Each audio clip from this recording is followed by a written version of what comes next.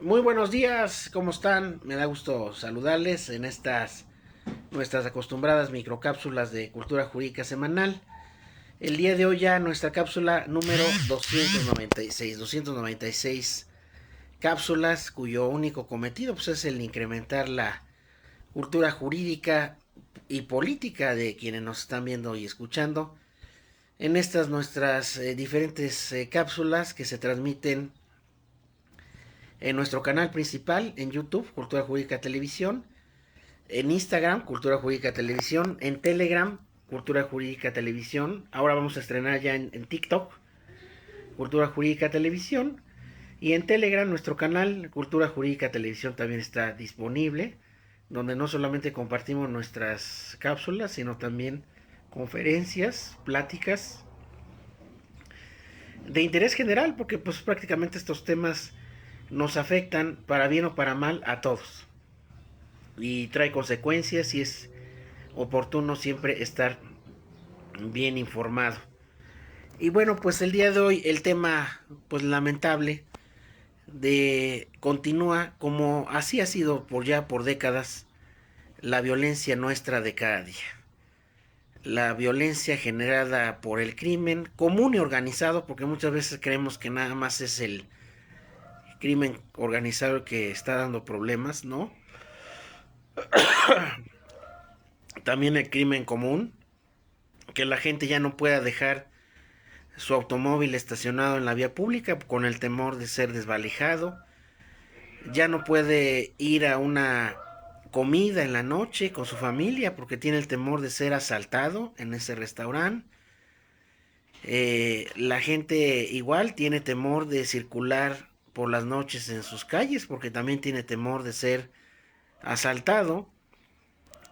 Y esto quiere decir que pues todo parece indicar que la violencia sigue increciendo. Esto quiere decir incrementándose.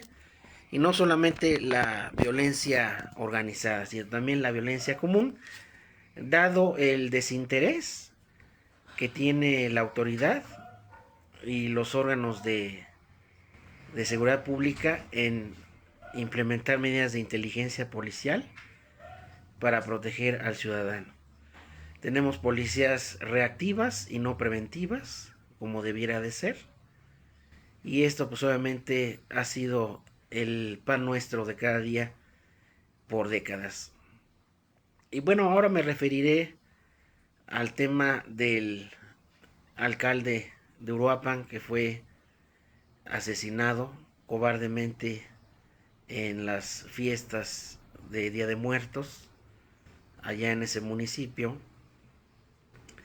Y hay quienes dicen que esto es el reflejo de la descomposición social, de esta violencia que se genera desde edades tempranas. Y en cierta manera tienen razón. Desafortunadamente, bueno, en primer lugar, no es el único funcionario público a nivel federal, estatal o municipal, ni presidente municipal que es asesinado estando en funciones o previo a sus funciones. De hecho, hay una larga lista de funcionarios electos, sobre todo presidentes municipales, que han sido asesinados durante su encargo. En algunos casos se asocia al crimen organizado, en otros casos no. Pero sin duda esto ya es una constante desde hace décadas.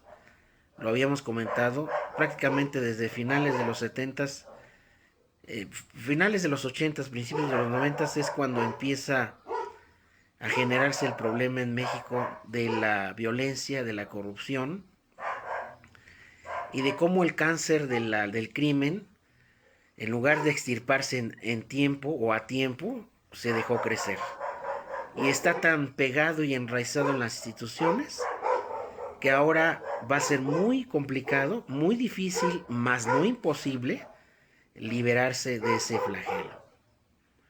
De hecho, todas las sociedades tienen niveles de violencia y de inseguridad, pero deben de ser niveles mínimos, niveles que no afecten ya a la sociedad civil y que se mantenga ese a raya esa delincuencia y que obviamente no se dispare, no se incremente, como desafortunadamente ha sucedido en gran parte de nuestro territorio, aquí en México, y en gran parte de nuestros estados. Y hacíamos el análisis especial de este caso, de que este caso se mediatizó. Este caso causó impacto porque se dio a conocer cuál era la postura de este alcalde frente al crimen, una postura abierta, una postura frontal, por eso le decían el Bukele mexicano, y, eh, y que pues todo parece indicar que en razón de esa postura, pues el crimen lo asesinó. Pero no solamente es el crimen organizado, es funcionarios y políticos que están coludidos con el crimen y quienes también deben de responder por este crimen. Habíamos comentado de que no podemos entender la violencia y la criminalidad tan severa que tenemos si no hay una colusión de funcionarios y de órganos de seguridad pública en el crimen. Y esto no es nada nuevo. Sobre todo las policías municipales son el eslabón más débil por medio del cual el crimen pues tiene eh, injerencia en esos cuerpos policíacos, ¿no? Si no, pues pónganse a pensar lo que pasó con los 43 de Ayotzinapa. Pues si no hubiera colusión de las autoridades no hubiera sucedido esto, pero aquí parece indicar que en ese caso de los 43 no solamente el ejército estuvo involucrado, sino las policías estatales, municipales, etcétera, ¿no? Entonces esto es sumamente grave porque ya el crimen cooptó pues prácticamente todas las instituciones gubernamentales en todos los niveles del gobierno y es un problema que va a ser muy complicado librarse de él. Y yo, para los que me han comentado este caso, eh, les hago una pregunta y ahí se puede entender por qué no se puede acabar con este flagelo, por qué es complicado esta situación. Y la pregunta es, ¿ustedes creen que con todo el poderío de fuego, inteligencia policial, tecnológico y recurso humano del gobierno va a ser más fuerte o más bien dicho, va a ser menos fuerte que el crimen? O sea, no se puede entender que tengamos recursos humanos, financieros, tecnología al alcance de los gobiernos, sobre todo del gobierno federal y de los estados. Si se aplicara todo ese recurso en el combate al crimen y no hubiera colusión del criminal con el funcionario, les apuesto que el problema del crimen organizado estaría resuelto en el mediano plazo. Pero ¿por qué no sucede eso? De hecho, esa es la pregunta del millón. Pues precisamente porque el crimen está en casa, el crimen está en la misma, pues vamos a llamar, en las mismas instituciones, ahí están los criminales, no solamente con presencia de funcionarios, sino filtrando datos e información que no debiera de llegar o no debiera de salir de esas instituciones. Entonces, por ahí debería de empezarse una limpia en todos los órganos, en todas las dependencias a nivel federal, estatal y municipal. Que sí se puede hacer, de hecho países lo han hecho, el caso de Colombia, el caso eh, de algunos otros países que han logrado eh, cortar de raíz este problema y comenzar a disminuir satisfactoriamente los índices de criminalidad, ¿no? Hoy se habla mucho del tema de Bukele, que si realmente es un modelo a seguir. Claro, tiene que ver todas sus características del propio país. Les está dando resultado esa política criminal, pero es solamente un paliativo, es solamente una medida de contención que no se sabe si va a tener efectos duraderos de disminución del crimen. Ese es quizá el gran planteamiento de ese caso en particular. Pero les comentaba yo de que si realmente no hubiera colusión de las instituciones con el crimen, el problema estaría resuelto en el mediano plazo. Pero lo que hemos visto en las últimas décadas, sobre todo en los últimos 5 décadas, es de que no solamente no ha sucedido eso, no ha habido una limpia, no ha habido un ataque frontal a la corrupción, sino al contrario. Todo pareciera indicar que el Estado, pues prácticamente se está convirtiendo en la misma cara del crimen organizado, ¿no? Ya no sabemos distinguir entre crimen y autoridad. Y eso es quizá el punto más grave por el cual no solamente México, sino la mayor parte de los países latinoamericanos tienen ese flagelo. Porque mientras exista dinero del crimen, que esté es el aceite o la gasolina por la cual muchas empresas operan, pues ahí va a ser un problema sumamente grave, ¿no? Y hay quienes dicen que pues el crimen se combate desde sus causas de su origen. Obviamente que de hecho es la mejor receta. El problema es que todas esas medidas de carácter preventivo, sus efectos se empiezan a ver en el mediano y largo plazo. Esto quiere decir que para comenzar a ver los resultados va a tener que pasar pues un tiempo por demás considerable. Estamos hablando de 5, 10, 15, 20, 25 años. Eh, pero finalmente sí se puede resolver el problema. En primera, con una intervención social del delito, irse con los más jóvenes, con los niños, para que estos no caigan en las garras del crimen, que tengan apoyos, becas, practiquen deporte, etcétera, estudien. Y por el otro lado también las medidas de contención. Pero si esas medidas de contención también están fallando, pues obviamente el problema ya está más grave, ¿no? ¿Cómo es que un funcionario con seguridad, con guardias, pues no haya fallado su sistema de seguridad? Entonces imagínense al ciudadano común y corriente, pues está totalmente expuesto frente a los criminales, ¿no?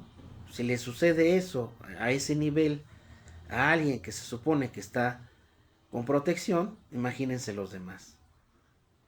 Entonces, sin duda nos pone a reflexionar qué es lo que queremos en el mediano y largo plazo para nuestro país, porque si no adoptamos esas medidas que les he mencionado, preventivas, y además un ataque frontal a la delincuencia, pasarán 10, otros 20 años y estaremos exactamente igual. Como es lo que ha pasado, ¿no? Siempre se hacen los discursos que se va a combatir y estamos exactamente igual, ¿no? Incluso a lo mejor hasta peor. Entonces ahí está fallando ese eje, ese eslabón de que pues se tiene que comenzar a lavar, se tiene que comenzar a cortar a todos esos funcionarios que están involucrados con el crimen y que sí es posible detectarlos porque el gobierno cuenta con la tecnología, con inteligencia para poder hacerlo, ¿no? Les decía yo que la policía es más reactiva que preventiva. Hay policías en otros países que se dedican a desmembrar bandas de defraudadores, de, de quienes roban vehículos, los valijan, hacen estrategias de inteligencia policial para desmembrar esas bandas. Aquí, ¿cuándo hemos visto eso? Quizá a lo mejor en el Distrito Federal y en el Estado de México, pero en los demás estados no. Entonces, el ciudadano lo que quiere son resultados palpables desde su colonia, desde su municipio, independientemente de que el problema quizá más grave, pues sea el del crimen organizado, ¿no? Que se encuentra enraizado en todas las instituciones, ¿no? Y que sí se puede hacer, siempre y cuando haya voluntad y que realmente todos esos recursos, toda esa tecnología que tiene el gobierno, la usen frente al crimen, no para molestar al ciudadano, como desafortunadamente llega a suceder, ¿no? Otros países han logrado con resultados satisfactorios, obviamente después de mucho tiempo, disminuir esos índices de letalidad, de criminalidad, y hacer que los niños y que los jóvenes pues se les haga difícil y además no opten por engrosar las filas del crimen, sino por el contrario, eh, pues desarrollarse como buenos ciudadanos y como profesionales o profesionistas que aporten algo a su sociedad, ¿no? Entonces, eh, ahí creo que nos quedan a deber muchas pláticas los criminólogos en estos aspectos. Poco he escuchado sobre estos temas a algún criminólogo que nos explique esos aspectos también sociales y criminológicos que han ocasionado que México esté en la situación que se encuentra, ¿no? Y que pues ya de qué vale la remediación o sancionar al culpable, lo que queremos es prevenir más asesinatos, o sea, prevenir crímenes de alto impacto, no remediarlos a través del sistema de justicia. Ya para ese entonces, ¿para qué? Quizá a lo mejor recibirá su sanción el responsable, pero no siempre será mejor prevenir que remediar. Entonces ahí está la reflexión. De hecho, hemos hablado desde nuestras primeras cápsulas hace 5 años de estos temas de seguridad y vean cómo no hemos visto mejoría, no hemos visto resultados palpables, ¿no? ¿Por qué? Porque algo está fallando ahí, ¿no? Y sobre todo porque los enemigos están en casa. Y sí es posible detectarlos. Lo que pasa es que pues no se quiere hacer, ¿no? ¿Cómo es posible que la gente sepa dónde están los criminales y el gobierno no? Ya lo había yo dicho, tiene mayor inteligencia y tecnología la autoridad. ¿Ustedes creen que no va a poder? ¿Que no va a saber? Sí, sí lo saben. Lo que pasa es que pues no se quieren, ¿no? Bueno, pues esta es la reflexión del día de hoy. No me resta más que desearles un excelente fin de semana. Y para los que se quieren inscribir en nuestro congreso, todavía hay posibilidad de inscribirse como asistente hasta el día lunes. Háganlo, es un congreso que va a tocar temas que no se han tocado en ningún congreso, por lo menos a nivel nacional, no se ha hecho. Y sin duda debe visibilizar el problema docente universitario que tenemos aquí en México y en muchas partes de Latinoamérica. Pues muchas gracias, que estén bien y un excelente fin de semana y resto de semana.